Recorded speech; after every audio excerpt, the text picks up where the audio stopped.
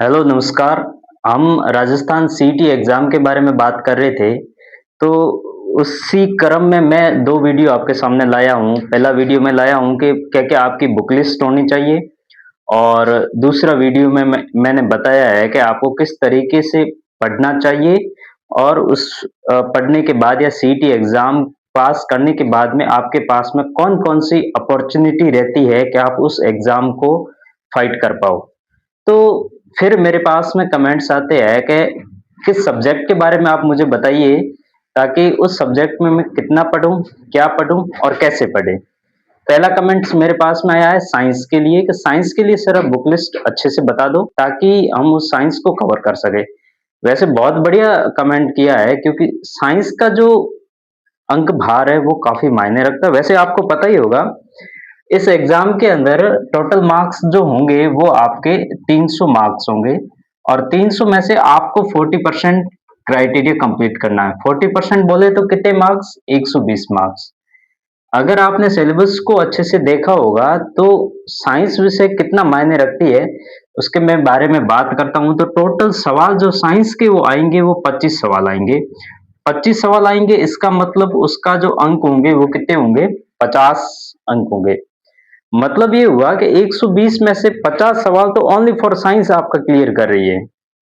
और विज्ञान विषय को पढ़ने के बाद में आपके ओनली फॉर उसके बाद में आपके मैथ है, रीजनिंग है, राजस्थान जीके हो गया, इंडिया जीके हो गया, करंट अफेयर हो गया, बहुत सारी चीजों के बाद में सिर्फ 70 नंबर लाने। एक अगर आप साइंस क्लियर कर लेते हो, 50 नंबर आपके इसी में ही मिल जाएंगे।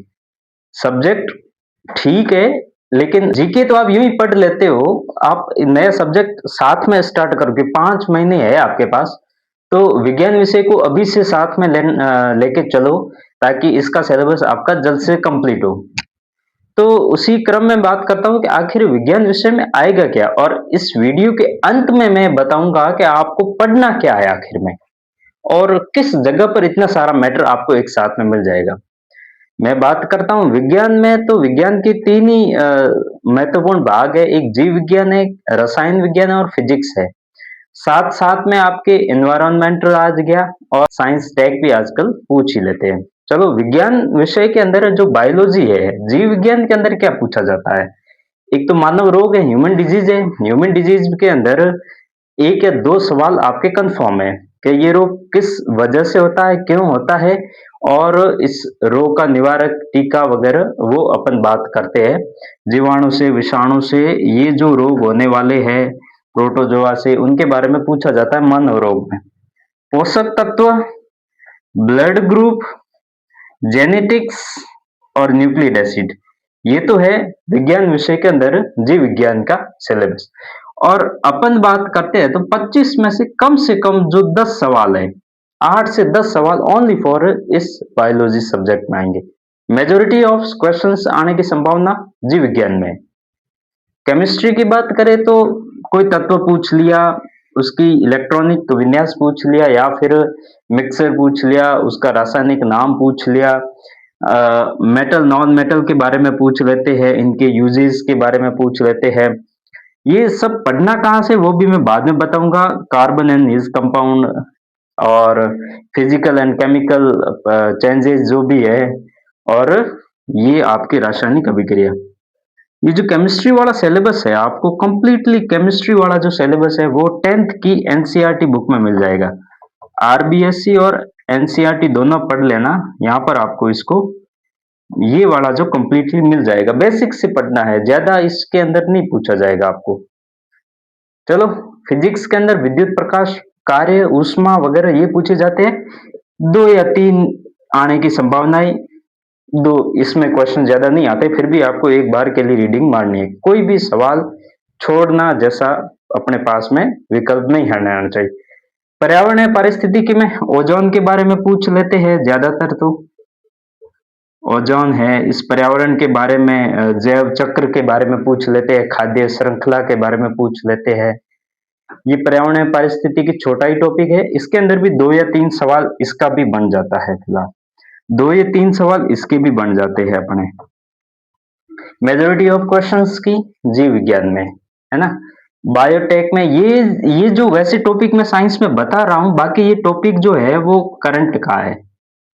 वजह ये है क्योंकि इससे सवाल जो स्टैटिक करंट है वो तो अलग बात है।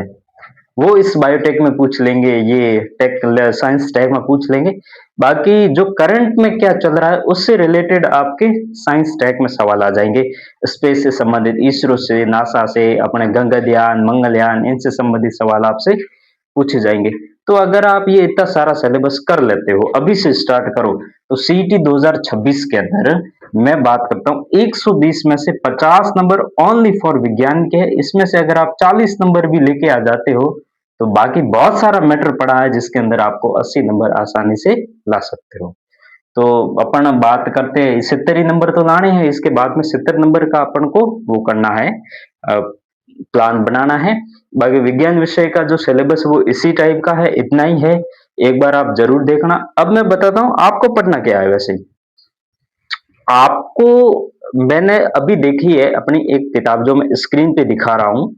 ये जो किताब है ये क्वालिटी एजुकेशन चैनल है अपना यूट्यूब पे, फॉलो जरूर करना उसको कि ये किस तरीके से पढ़े। अपन एनआर सर है, उन्होंने क्या किया, एलडीसी एग्जाम जिसके अंदर विज्ञान विषय के सब कुछ दे रखा है, पूरा सिलेबस दे रखा है।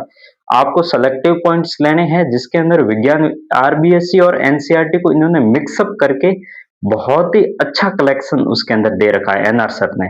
और मैं ये मानता हूँ कि किसी भी कोचिंग का स्पेशल अगर आप कुछ देखना चाहते हो तो एक बार विज्ञान विषय में एनआर सर को जरूर फॉलो करना।